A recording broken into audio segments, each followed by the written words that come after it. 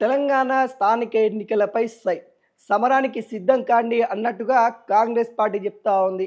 ఇప్పటికే స్థానిక ఎన్నికలు గత సంవత్సరం జనవరిలో జరగాల్సి ఉండగా కొన్ని అనివార్య కారణాల వల్ల జరుపుకుంటా పోస్ట్‌పోన్ చేసుకుంటా వస్తా ఉన్నారు. దానిలో కారణంగానే బీసీ రిజర్వేషన్ తీసుకొని వస్తాం. బీసీలకి 42% కల్పిస్తామని కూడా కాంగ్రెస్ పార్టీ అయితే చెప్తున్న పరిస్థితి కనబడతా ఉంది. దాంతో మరింత ఆలస్యమైంది. గతంలో పార్లమెంట్ ఎలక్షన్స్ రావడం వల్ల కొంత వాయిదేసిన పరిస్థితి కనబడతా ఉంది. పార్లమెంట్ ఎలక్షన్స్ అయిపోయిన తర్వాత బీసీ రిజర్వేషన్ తీసుకొని రావడం, దానికి సంబంధించిన కులగణన చేయడము, ఈ కులగణనతోని కొంత ఆలస్యమైన పరిస్థితి కనబడతా ఉంది. ఇప్పటికే గ్రామాల్లో సర్పంచ్ లేక గెస్టెడ్ పాలనతో కొంత అతలాకుతలం అవుతున్న పరిస్థితి కనబడతా ఉంది. అటు కేంద్రం నుండి రావాల్సిన నిధులు రాక, ఇటు రాష్ట్రంలో నుండి రావాల్సిన నిధులు రాక గ్రామ పంచాయతీలు అస్తవ్యస్తంగా ఉన్న పరిస్థితి కనబడతా ఉంది. అక్కడున్న ఎవరైతే మున్సిపల్ కార్మికులు కావచ్చు, లేకుంటే అక్కడ పనిచేసే కార్మికులు కావచ్చు, జీతాలు ఇవ్వలేని పరిస్థితి కనబడతా ఉంది. ఈ నేపథ్యంలో ఇక కాంగ్రెస్ పార్టీని కూడా హైకోర్టు అయితే హెచ్చరికలు అయితే జారీ చేసింది.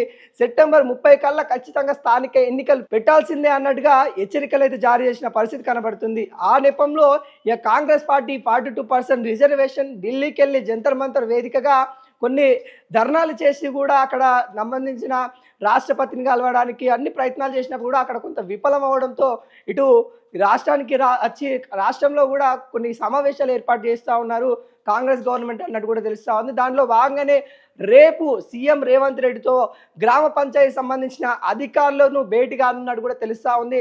మరి స్థానిక ఎన్నికలకి ఏ విధంగా వెళ్దాము, మేమైతే క్లియర్ కట్గా 42% బీసీలకైతే రిజర్వేషన్ అయితే మా పార్టీ పరంగా ఇవ్వబోతా ఉన్నాము.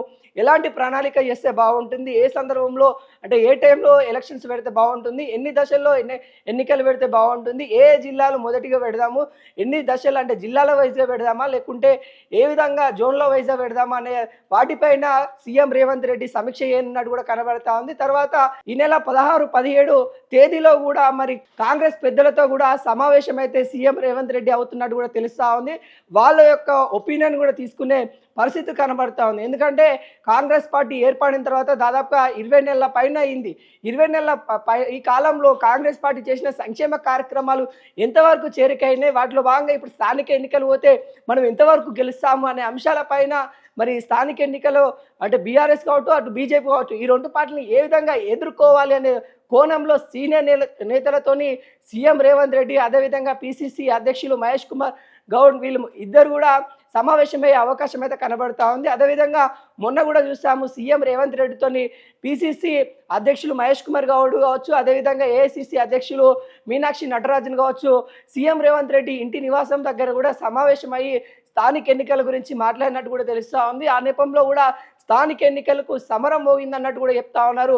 ఈ నెలలో ఖచ్చితంగా వారికి సంబంధించిన నోటిఫికేషన్స్ కూడా ఇవ్వాలి. నెక్స్ట్ వచ్చే సెప్టెంబర్ 30 కల్లా ఖచ్చితంగా స్థానిక ఎన్నికలు పెట్టాల్సిందే అన్నట్టు కూడా కాంగ్రెస్ పార్టీ ఆలోచిస్తూ ఉన్న మేరకైతే కనబడతా ఉంది.